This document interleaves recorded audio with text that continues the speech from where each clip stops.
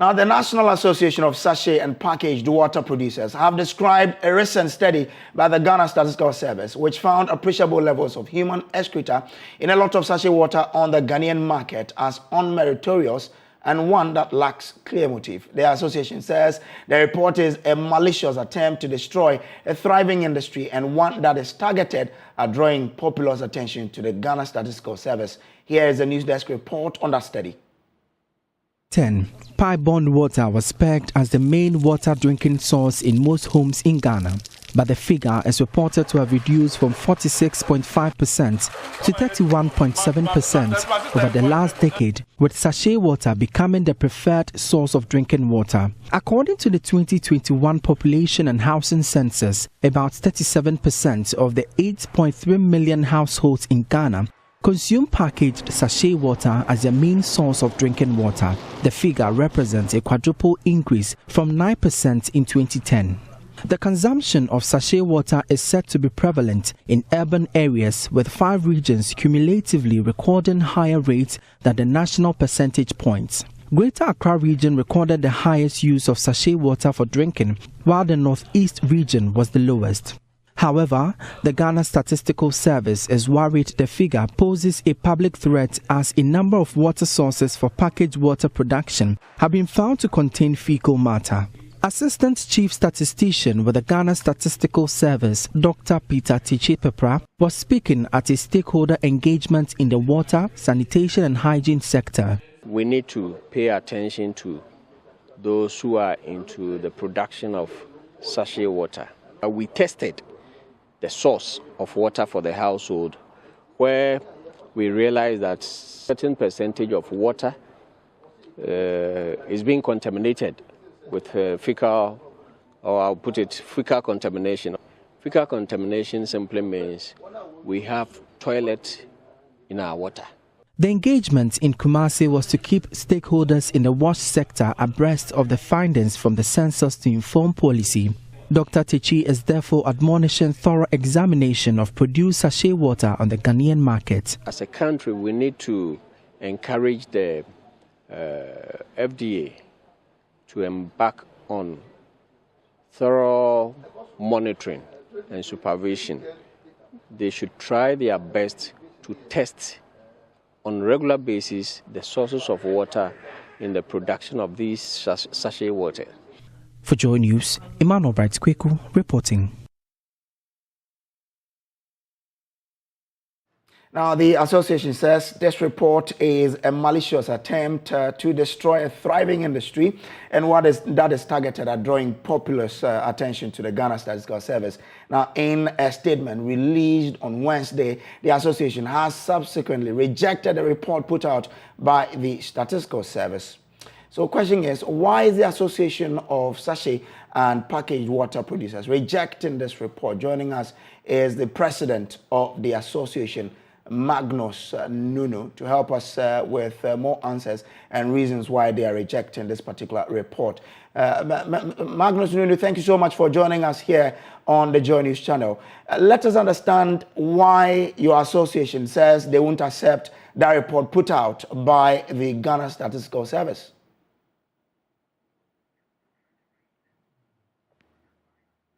All right, so the report there by the Ghana Statistical Service indicated that majority of the sachet water on the Ghanaian market, a study proved that they contained an appreciable level of human excreta, which means that there are some fecal matter on that. Let's go to Mr. Nunu to get some answers. Mr. Nunu, thank you so much for agreeing to join us here. Why is your association say you won't accept that study or that report put out by the Statistical Service? Hello? Mr. Nunu, I can hear you. Can you hear me? Yeah, please. Were you asking a question? I can hear you now. Yes, so I was asking on which grounds is your association rejecting that report put out by the Ghana Statistical Service? No, we have a couple of them. My greetings to your listeners and then your viewers. First and foremost, I mean, the cluster survey was done way back in 2017. And so one wonders why you waited for 5 years And then on a very different forum, not related to the topic at all, then you try to release this bombshell. And you see, in your own reportage or report that you could have put forward, you indicated that, listen, I mean, if you come to the urban population, as much as 72% of the population depend on this product. And then you come there and he, excuse my word, he went further to explain that this is, if you don't know what it is, means shit in water. I mean, how do you do this? This is an irresponsible statement. That's the first one. Number two, if you have done a research like that, and then the main source of water supplying better than the national supplier, right, to the magnitude you have, and it's contaminated, then it must correlate to certain health figures, like epidemics or so, cholera or whatever. I can't collect if there has been any epidemic within the past 5 years. I mean, apart from the COVID. The COVID is not epidemic, it's pandemic. You know, so you could have this, you could have done some research on it, like, okay, over this period, we're having that an epidemic, cholera outbreak was there, or typhoid went up by these figures. Then you can correlate. But then to do a one-sided research and throw it into the public domain, and somebody has depended on this water for the past 5 years, so telling that all along you were drinking, excuse my word, and they use the word toilet and shit. I mean, it is so bad. I mean, this is a very shoddy work, which you must look at it and then get it done properly. And then, I think that's about that. We can't shout loud, but then the motive is not really clear, you know. The motive is not really clear. Why he has to do something like that. But Mr. Nunu, I mean, they have put out this, which means that you should be addressing the issue of processes. How is your processes able to take out any fecal contamination that is in your source water that you use in producing this sachet water? So now the person, how have we been doing? Now, in the first place, for me to treat water, you know, water, you don't do anything to it. You go to the source, you pick it up, you test the raw water. You know the level of contamination. Now, all of us in the water industry, no matter what, when you start, your starting point, you start with a point of contamination. It could be anything. He has only mentioned one, but there are numerous of them. But you start from there, and then you process it, then it becomes potable.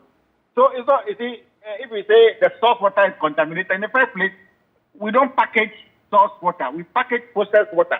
So if the source is contaminated, it's not a big deal because it is almost always contaminated.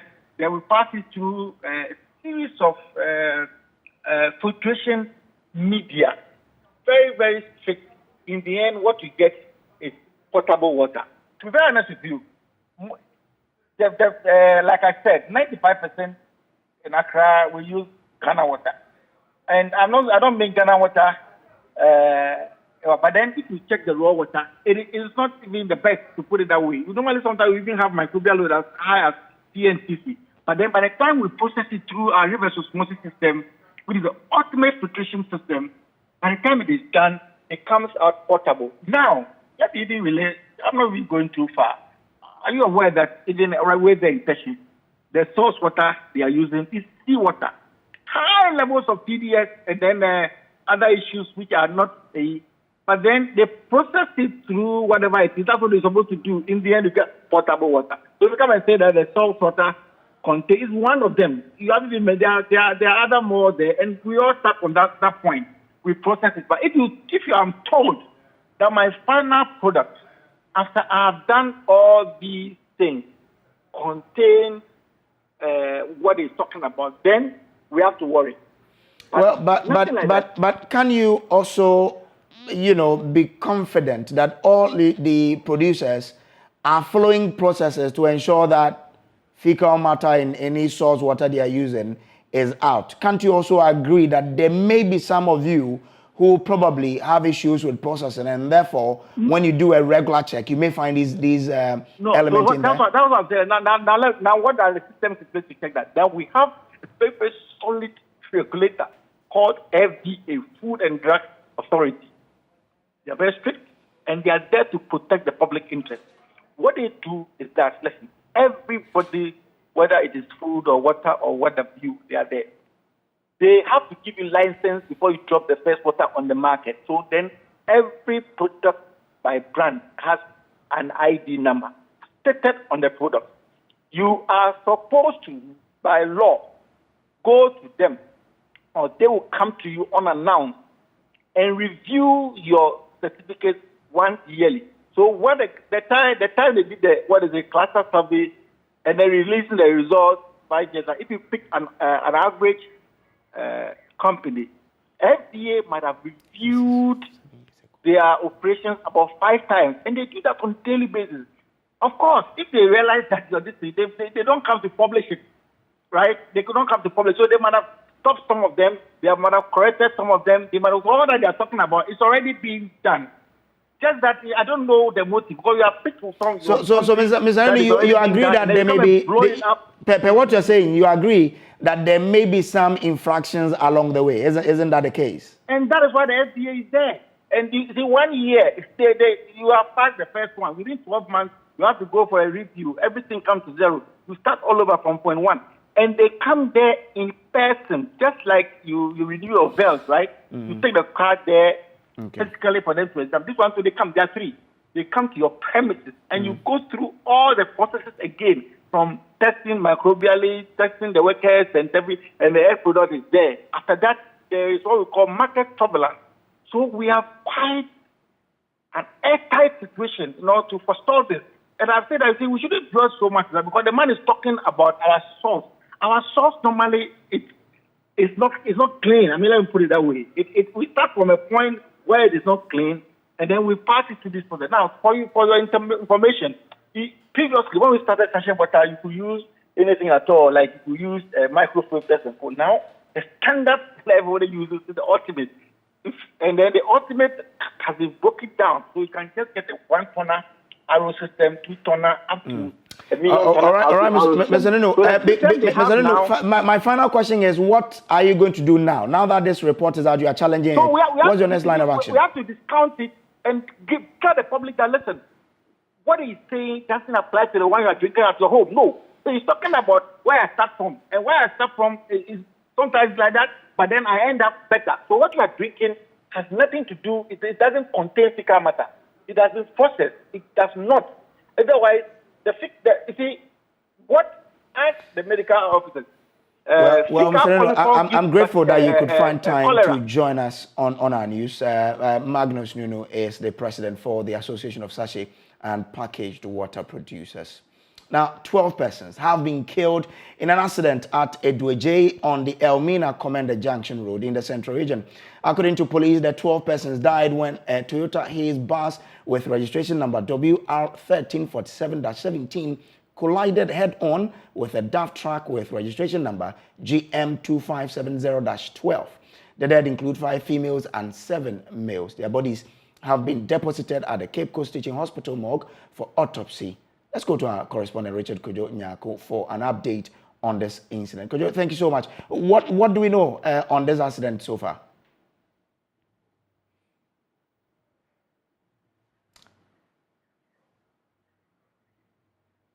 All right, so the information is that an accident occurred on the Elmina Commander Junction Road, and in that accident, 12 persons have perished, including 5 females and 7 males. The accident occurred when a Toyota Hiace bus collided with a DAF truck. Now, the bodies of the deceased have been deposited at the Cape Coast Teaching Hospital morgue for autopsy, and we're picking update on this incident as to how or the latest on that incident. Our man on the ground is Richard Kojo Nyako, who will be joining us shortly with update on that particular accident. So as you can see on the screen, these are pictures of the rugged Toyota Hiace bus with registration number WR1347-17. The accident occurred on the Elmina Commander Junction Road, claiming some 12 persons. Kojo Nyako is on the line now. Kojo, what more do we know on this accident?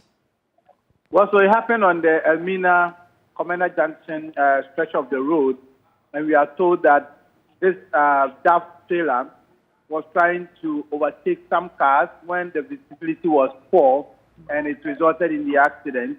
I have the municipal chief executive for Commander Negua municipality team. When the incident happened, he rushed there, and he's the chair of the Municipal Security Council. Hello, good morning. Good morning. Yeah, yesterday I had a call from my police commander that an accident had happened at Edoeje just after, when we were coming from Accra, after the Atabade, just a few meters, that's what the accident happened. And the cause of the accident was very horrible because apparently somebody had set fire close to the road and the smoke overtook everything, so the visibility was very poor. So I'm told that the trailer who was coming, and there was also a car from Cape Coast Lane going to Chakra, the Toyota Hayes. The Toyota was in its lane. Then this trailer tried to overtake a car before the trailer. Then they collided with the Toyota Hayes. And 12 persons lost their life, and one is in a critical condition. So far, we've identified a driver as Kofi, and in all, 7 males and 5 females, 12, and 1 critical person is also a female who is at the Central Regional Hospital. So, do we know for sure that the relatives of these dead have arrived? No, you see, the car was a station car coming from Kumasi. So, and they also have a station in Tekrade. So yesterday, the managers of that station in Tekrade came to the state. So probably they will have a record of those who are on board. And definitely, as this accident has happened, we are appealing to the public. If you know a sister or a brother who travel at that time from Kumasi to Tekrade in a Toyota Hayes, you come to the intervention and you can be able to identify the body. You are the MC for this area. The person who set the fire and made the smoke engulf the entire area. What is happening? No, the police and the fire service are after the person. Investigation has already been commenced, and we'll bring the perpetrator to the book and make sure that the law deals with the person. Because it's sad.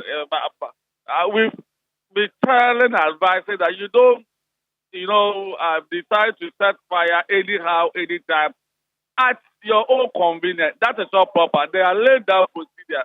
And this is a test case for us to make sure that whoever owns that land, whoever set the place ablaze as a result, this unfortunate incident happened, we are going to deal with the person within the remit of the law. Thank you very much. So you had me speaking with Solomon Ebuapia, and he is the municipal chief executive for the Commander Naigua for area. And Kojo, I must also say that I've been to the hospital this morning, and then the one person that survived, we are told by medical officials that he is responding to treatment. All right, that's our regional correspondent, Richard Kojo Nyako there. Now, let me take you to the Ashanti region, where the Inspector General of Police has assured the family of a couple who died under bizarre circumstances at Macro near Ebuakwa in Kumasi of the best of investigations. George Ekufu-Dampare, who spoke to the mother of the late Ernestina Jackson on phone to commiserate with the family, also assured the family of thorough investigations to get to the bottom of the matter. The assurance comes as police at Ebuakwa look into circumstances that led Samuel Jackson to keep his wife's body in their flat for several months. Ohiming Tewe of our security desk has more. The body of Samuel Jackson was also discovered by police in the family's bathroom, sitting on the toilet, while their 2 teenage children were also rescued in an unconscious state. The IGP's call comes as the Ashanti Regional Police Commander, DCOP Afo Boachi Yiadom, joined by some divisional and district commanders, visited the couple's 2 traumatized children who remain on admission at the Ebuakwa Polyclinic. Until Wednesday, police sources said it has been difficult connecting with families of the deceased. But the family of Mrs. Jackson on Wednesday reached out to the children of the deceased following the airing of the story on JoyNews. An emotionally distraught Madam Lydia Boache Benson, mother of Ernestina Jackson, explained how her daughter disowned the family.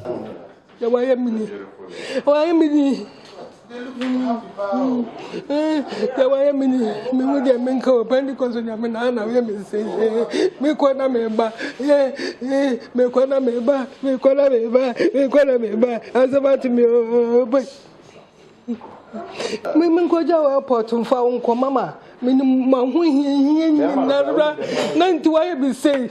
that how to pay me back? I am distressed. You promised to help the family whilst I was seeing you off at the airport.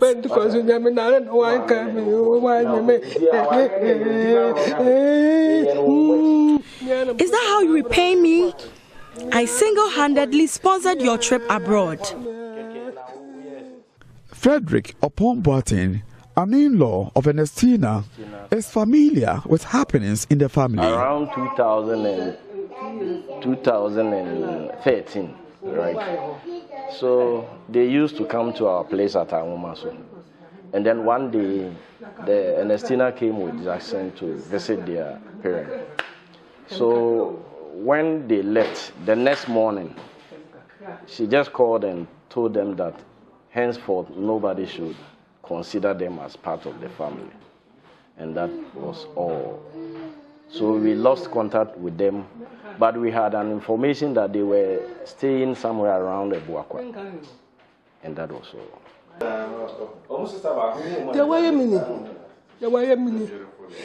From Kumasi, for Joy News, Oimiteria reporting.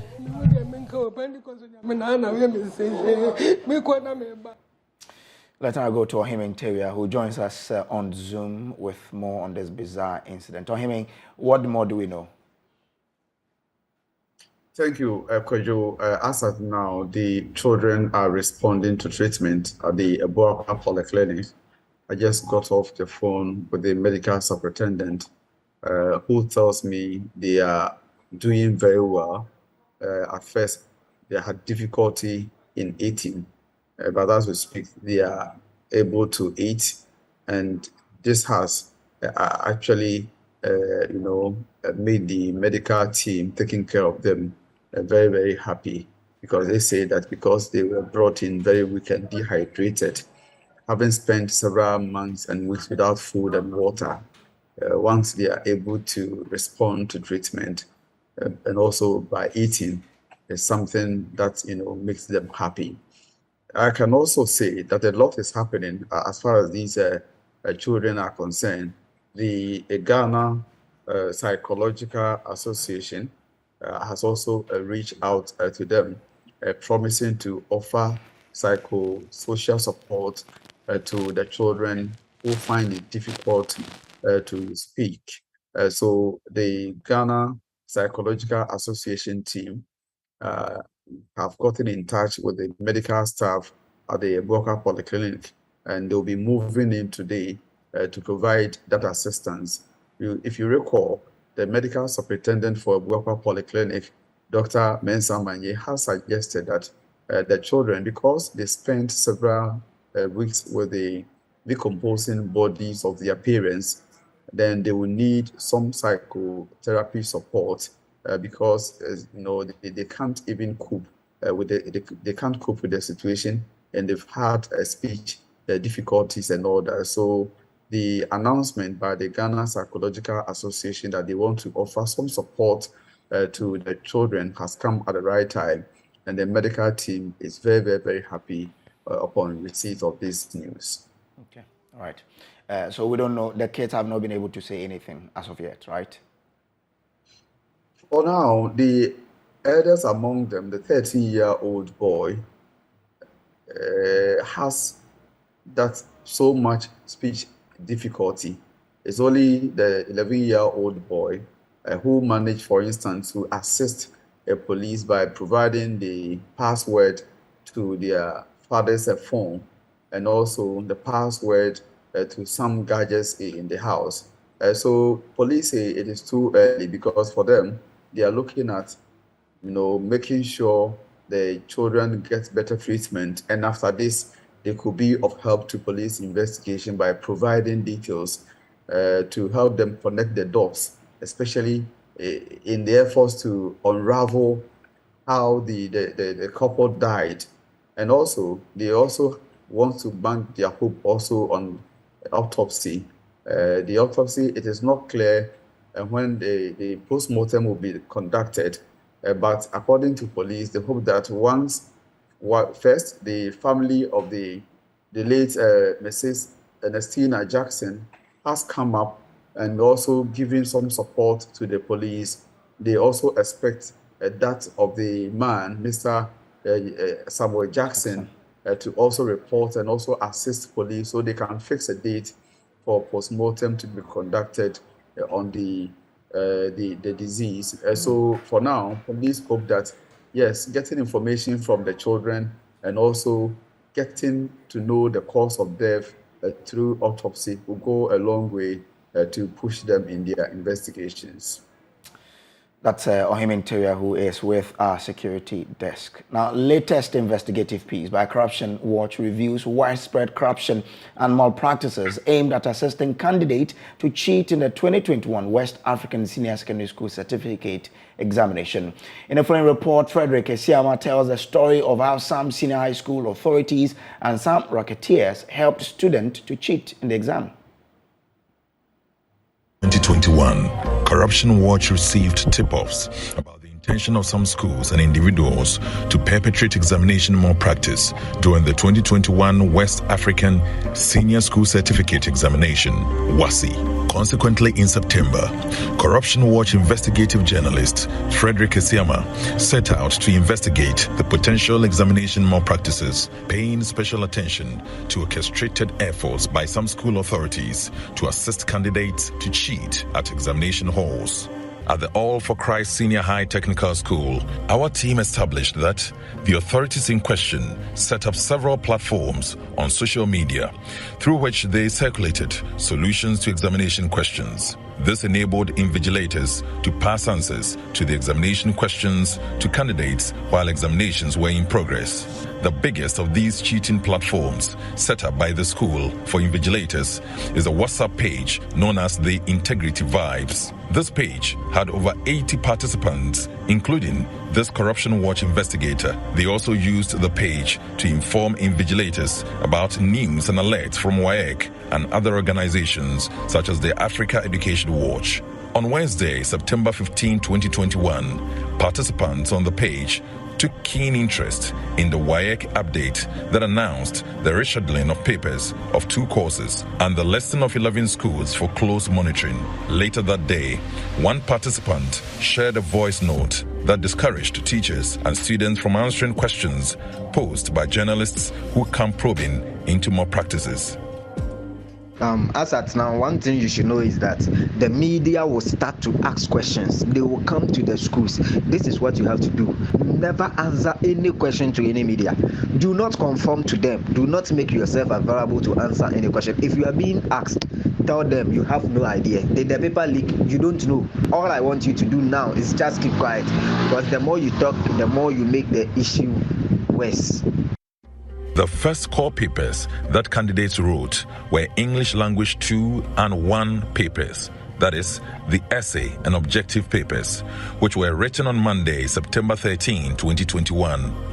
We captured some authorities of both All for Christ Senior High Technical School and Duhai assistant candidates to answer questions. At Duhai, candidates paid an unspecified amount of money before the start of the papers. A female student was assigned the responsibility of collecting the unspecified amount of money before the start of the English Language Paper 2 at 8:30 a.m. In return, candidates were allowed to share ideas. Moreover, teachers and invigilators assisted the candidates to answer questions in the comprehension and summary sections of English Language Paper 2. Hey, do you also copy? Isn't it a sin? Are you not committing a sin? If you don't understand something, call me for help. Which question? Question 6, the I, It says she secured the support of a bank that loaned. There is a word there. It is L-O-A-N-E-D. That loaned her some money. It is loan, then you add yidi. Be fast, write fast, else when the person comes, we'll see how you'll be able to write. There was prior information to students that they had to make arrangements on their own for the essay section of the English language paper 2. This was the school's strategy for avoiding the detection of mass cheating. However, a female student did not follow instructions to hand over all extraneous materials after usage. She consequently implicated Maxwell Amma, a science tutor of the school, as the source of the material. A commotion followed.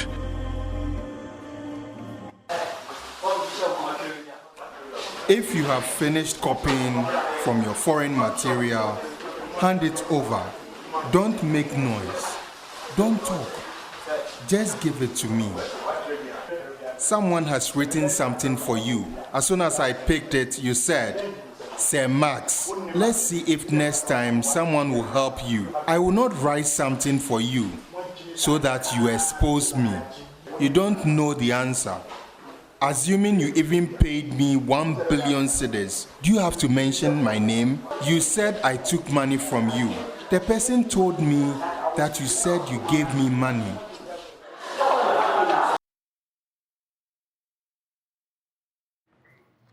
Now, the issue of examination malpractice is a major concern for authorities in the education sector. The Upper East Regional Security Council closed down the Bogatanga Technical Institute following a riot earlier on Tuesday. The students rioted following the arrest of 2 of their colleagues and a teacher for allegedly engaging in examination malpractice. Students were asked to vacate the school premises shortly after. Deputy Ranking Member on the Education Committee of Parliament, Dr. Clementa Park, believes the West African Examination Council, the Education Ministry and the police are all complicit in the canker. You will see how, high-level government officials, ministers, have either played it down or even blatantly denied in the face of hard evidence. So we need a much more robust and holistic approach. And that is why, for example, we have filed a private member's motion in Parliament asking for a bipartisan parliamentary committee to be formed to look into this matter of examination malpractices for the last 10 years so that we can see the trends and look at the emerging threats so that collectively as a nation, we can begin to look at a much more realistic way of addressing this, because those who are in charge and those who ought to make sure that, WAEC administered examinations in Ghana have integrity are the very same institutions, or if you like, elements from the same institution who are supposed to do what they ought to do in the public interest to ensure that the exams that our students write, the grades that they get, can be grades that we can all be proud of, are actually doing the opposite. So when you are confronted with this type of scenario, the only other option is to find a body and bring together all stakeholders to the table for us to properly diagnose the issue and to prescribe what I believe will be a lot more far-reaching, sanctions. And if that requires, changing the current arrangements, and some have even suggested breaking the monopoly that WAEC has. Now, Programs Director with the Africa Education Watch, Kofi Nemo Jr., says the police has shown little interest in prosecuting persons caught in examination malpractices. He was speaking on the AM show. It's unfortunate to say that this is not new. It's exactly what we've been saying over the years. And this is just video evidence of what we've been talking about. And this is just one aspect of it. This is the malpractices that happen in schools, perpetrated by students on one side, and then school management, teachers, compromised WAEC officials, security officials, and then even the security of schools who handle the gates and then give access to persons who enter the school, even up to the examination centers. So this has been ongoing for years, and to say it is a huge conglomerate or it's a very huge cartel, the examination malpractice business is a multi-million Ghana cedis business, which has been ongoing for years. But as I said early on, this is just the malpractice aspect. The question leakages also happen online. But before the questions will leak, there are some WAEC officials or some security personnel who have been compromised within the system who aid for the questions to leak, for those online to also have access to the questions that leak. And the schools engage in this malpractice on two fronts. Some who have foreknowledge, and then also those who, whether the questions leak or not, have subject teachers on standby who, when the questions are shared in the examination hall, solve, distribute to students, or invigilators on standby to teach these students when the examinations are ongoing. Now, the ban on the suspension on the construction of ongoing gas stations that came into effect in 2017 has been lifted, meaning gas stations that were under construction before the ban can now be completed. This is because Cabinet at its 35th sitting held on August 3rd, 2022, granted a special dispensation to allow for the completion of the construction of stranded LPG facilities.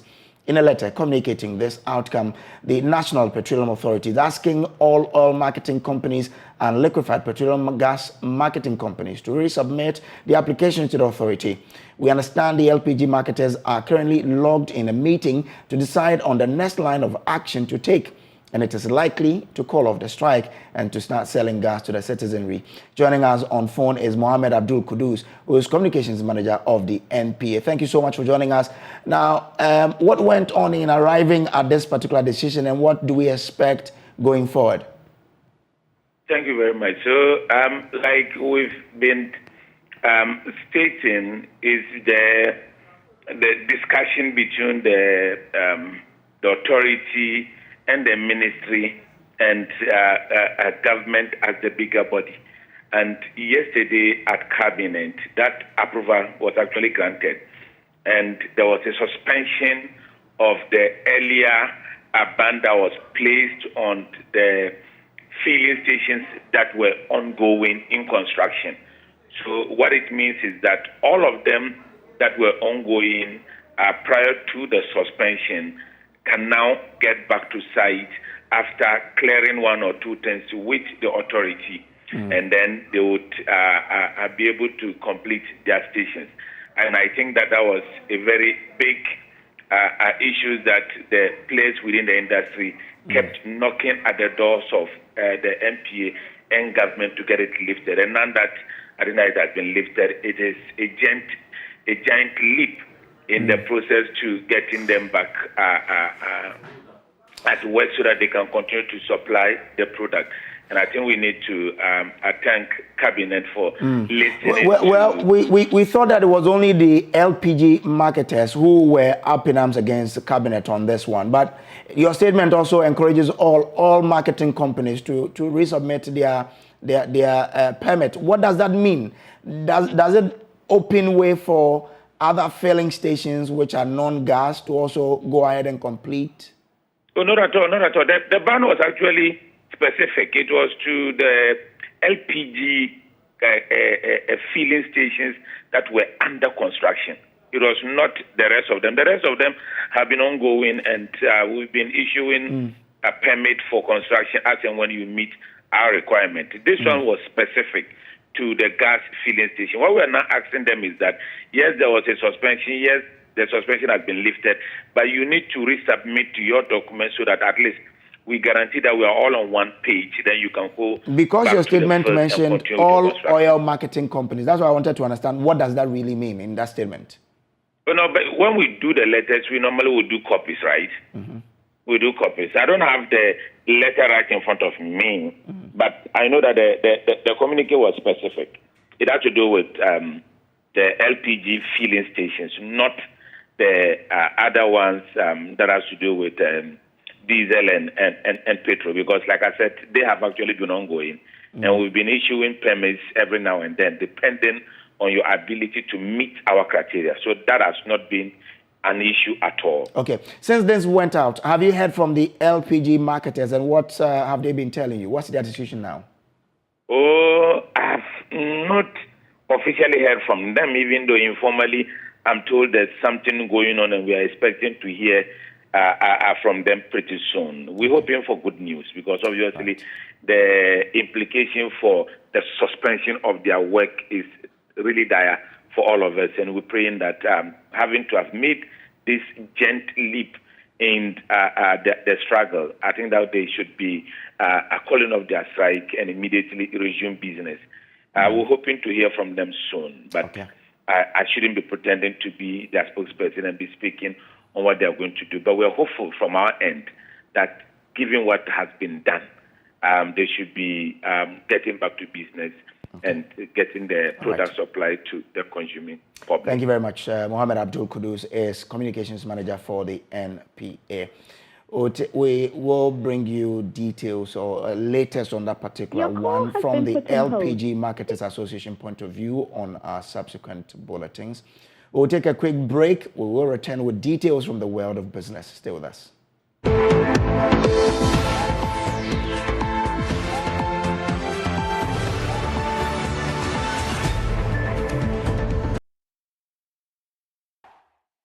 Welcome back from the break. Now, before we do business, let's do some sports. And Mishael is already in the house. Hi, Mishael. How are you? I'm good. What's the latest? Right. So in about 10 minutes, Abdul Rashid Saminu, a University of Ghana track and field athlete, should be making his Commonwealth debut in the 200-meter event. Abdul Rashid Saminu is actually a 100-meter specialist, and he was sent for this Commonwealth Games, so beef up Ghana's 400 meters team. Yeah, he was a guy who was added to the team. Yeah, part of two guys. But he's also been lucky enough to get a chance to race in the 200 meter event. And although it's not his first time racing the event, it will be his first time this season. He last did so in 2019, about 3 years ago. Whoa. That was the international stage where he finished was 4th or 5th in the 2019 Africa Junior Championship, which was taking place in Cote d'Ivoire. And after that, he set a time of 21.58, which up to date today remains his personal best in the event. And speaking to him, he's just eager, looking. He told me that he knows it's not going to be easy because it's not really 21. Now, so he did that time in 2019. 21. That's 21 minutes. 21, yes. 21 seconds. 21.58 seconds. Okay. And so speaking to him, we know he's telling us that he knows it's not going to be easy, but he just wants to go out there and leave everything on the track. And he's hopeful that he can come out with a good time and at least qualify to the next stage. The qualification is a bit big. The gap 3 can qualify with the next 8 fastest times. And so he will be doing that in the next 10 minutes, heat 2 for that event. But for Joseph Paul Amo, the national record holder for that event, he'll be going on later in heat 7. Still in the 200. Still in the 200 meters. And I mean, and what he did at the World Athletics Championships and also, earlier on with his seasons times this season, we are hopeful that he can pull up some very good numbers because he's done some really good times this season. And he even ran a sub 10 for the first time in his career this year, and he's really showing some very good stuff. And we are hoping that the two of them, especially he, Paul Amo, who's a national record holder, can do some very good stuff and get us to the semi-final. But for Rashid Saminu, let's just wait and see. It's his debut, the Commonwealth Games, and So I'm told the race is just about to begin. So let's keep praying for. It's underway. Yeah. So let's keep praying for our guy. Yeah, so that he does the cut. He gets the cut. Anyway, we pray that he. But it's a bit difficult for him because when you check the heat is in, he has about the 4th or 5th slowest time in there. That was 21.58. His main competitor, the person to beat in that heat, is a Nigerian. So I'm told he came in 3rd. Ooh, but we don't know yet if he qualified. My goodness. I mean, he was third. I want to run off the set and go and check the TV right now. His time would tell us. His time would tell us, he qualified. But in this heat, he came in third. Okay. Let's just pray he does the qualification, because third is not bad. But wait, let me just third is not bad. Yeah, it's not bad at all. But thank you very much, Michelle, for joining us. Thank you for having me. Happy to know that he's third, but let's pray that he does that, he qualifies. Let's now do business. And the Ghana Energy Awards 2021 Energy Personalities of the Year have admonished corporate entities to enroll more females into the energy sector. Chief Executive of the Volta River Authority, Emmanuel Dakwa, as well as the Deputy Managing Director of Talo Ghana, Cynthia Lumo, made this call at the 4th Energy Personalities Outreach Program held at the St. Mary's Senior High School here in Accra. The following report has more. Deputy Manager of Talo Ghana, Cynthia Lumo, has bemoaned the low participation of women in the energy sector. According to her, the sector over the years has been unattractive as a result of some unfavorable education requirements. Due to the fact that it has always generally been considered as a men's industry, and therefore not enough has been done within the sector to attract women.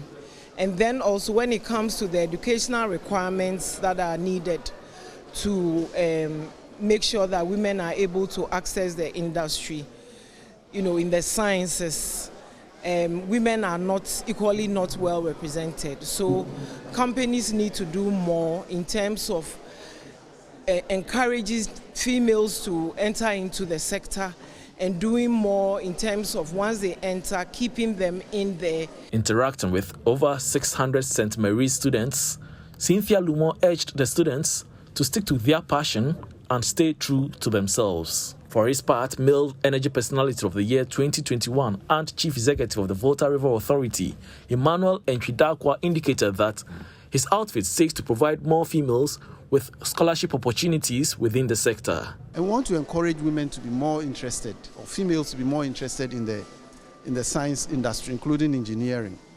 And so we have a scholarship scheme. A lot of people don't know about it. We have a scholarship scheme for very brilliant but needy students who live in the catchment area, places where our activities affect, or people who are affected by our own activities.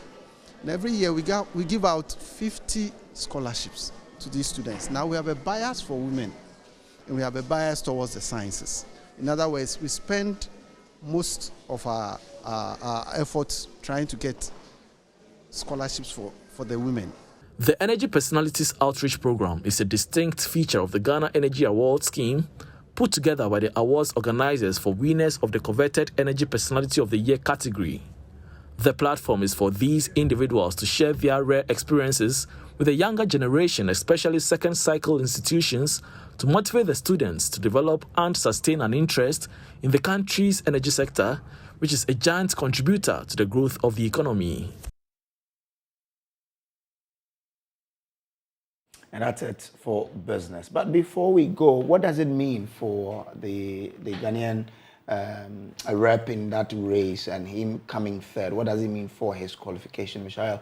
If he came in third, when it comes to qualification, what are his chances? All right, so he had a personal best. I told you earlier his personal best was 21.52. He just set a new personal best, 21.32. And although he came in third, the qualification rules for the 200 meters are as follows. There are about 9 heats. So the top 2 in each heat are going to qualify automatically. And then they are going to add the 8 fastest qualifying times. So if you finish third or you finish fourth, or you can even finish fifth, but not even fifth, but so if after the first 2 go in, third, fourth still stand a chance, you're going to compare their times across board from heats 1 to heat 9. So the numbers, third and fourth from heats 1 to heat 9, they're going to shuffle them and put in as ascending order, lowest to highest. Okay. So those who fall between that 8 fastest qualifying times are going to move on to the semi-final. So if you are lucky enough and his 21.32 falls amongst this 8, he's definitely going to go to semi-final. Incredible race, because this is first on the tournament. Very incredible race. We will pray. It means that we have a future if we invest right. Exactly. And also, before I even leave, the women's high jump is also going on. We also have a Ghanaian in there, Rose Yeboah. And if she beats a mark, I have to confirm the mark, but what I read a mark of 1.90, she has automatic qualification into the next round as well. All right, thank you so much. And that's how we wrap up today's bulletin. There's more news on myjoyonline.com. My name is Samuel Kojo Brace. Do enjoy the rest of our programs. Good morning.